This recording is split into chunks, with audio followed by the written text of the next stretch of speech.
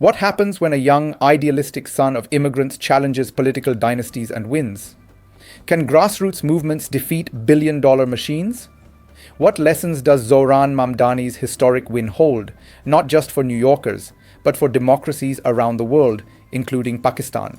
In one of the most electrifying political upsets in recent American history, Zohran Mamdani has been elected as the mayor of New York City, becoming the first South Asian Muslim and openly democratic socialist to hold the position.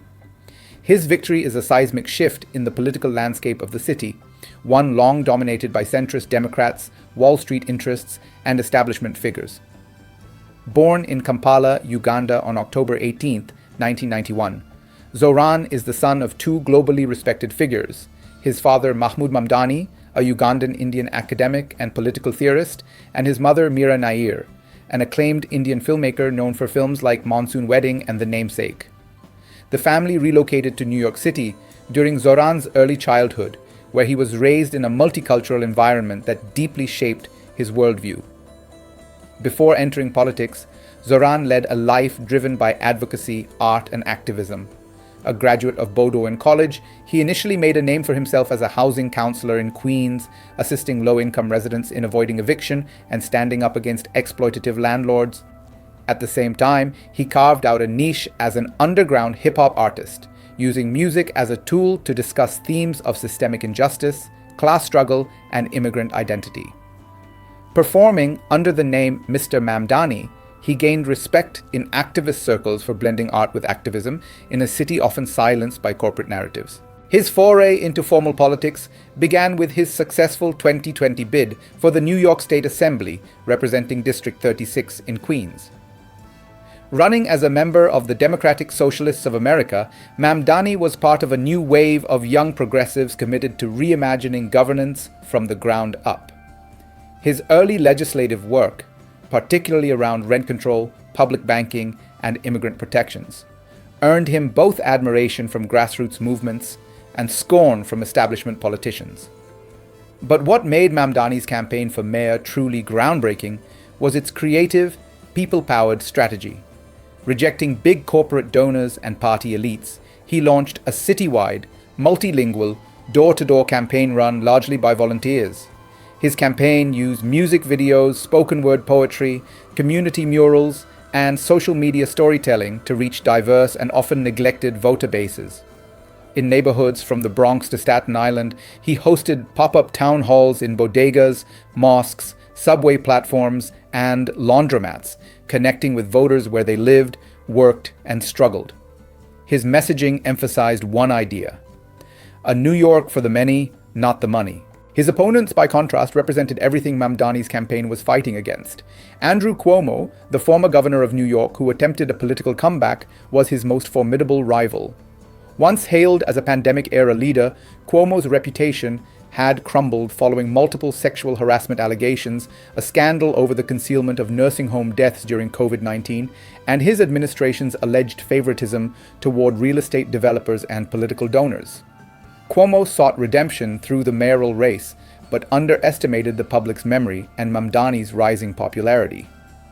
Another opponent, Eric Ulrich, a conservative Republican and former NYC council member, campaigned on a law and order agenda, promising increased police budgets and pro-business deregulation. He too was entangled in controversy, facing an active investigation into corruption and bribery related to zoning approvals and contractor deals, further tainting his campaign. Throughout the campaign, Mamdani endured blatant Islamophobia, racism, and xenophobia. From right-wing media branding him a Sharia socialist to anonymous flyers portraying him as a Trojan horse for terrorism, the campaign was riddled with smear tactics. Online bots flooded his platforms with slurs, and at a rally in Staten Island, a protester yelled, "We don't want no imam as mayor," to which Mamdani powerfully replied, "You don't have to pray like me to be protected by me." He refused to play defense, instead embracing his identity proudly. "My faith teaches me to fight injustice, feed the hungry, and defend the oppressed," he said.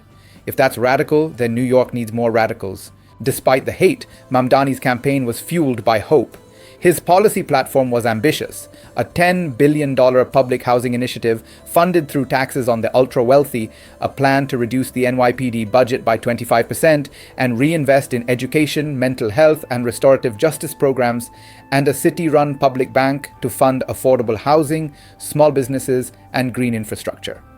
He also proposed fare-free public transit, universal childcare, and the forgiveness of medical debt for low-income residents.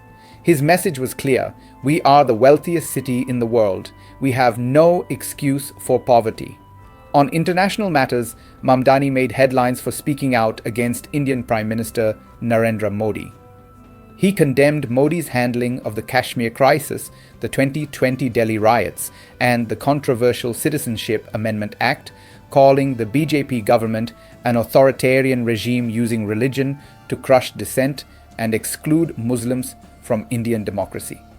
These remarks sparked backlash from pro-Modi diaspora groups, but Mamdani held firm. Criticism of fascism is not hatred of India.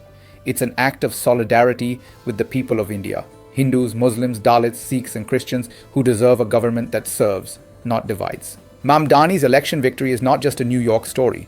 It's a global one. In a world where democracy often bends to money, fear, and manufactured consent, his win offers a model for what grassroots, inclusive, and justice-driven politics can look like. For countries like Pakistan, where dynastic politics, military influence, and elite control continue to stifle democratic growth, Mamdani's campaign offers powerful lessons. First, it shows that identity can be a strength when rooted in service, not tokenism. Second, it proves that campaigns built around the material needs of ordinary people, housing, healthcare, education, and dignity, can overcome propaganda and power. Finally, it reminds us that young people, especially from marginalized backgrounds, can and should lead the political transformation of their nations. As Mamdani said in his victory speech beneath the Queensbridge Towers, "We won because we believed in something bigger than ourselves, a New York where no one is too poor to live, too foreign to belong, or too weak to matter. This is not the end. This is the beginning."